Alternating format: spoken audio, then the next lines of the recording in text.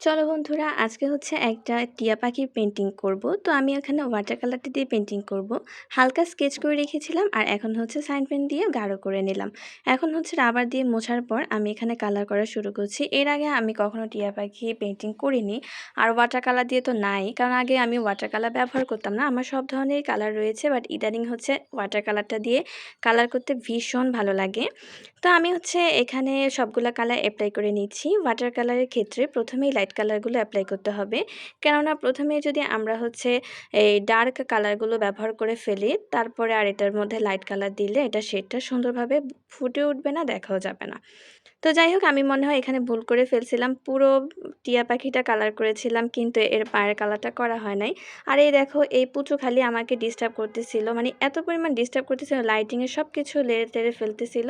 তো যাই হোক, এই হচ্ছে আমার ফুল পেন্টিং। কেমন লেগেছে তোমাদের কাছে কমেন্টস করতে ভুলবে না। টাটা।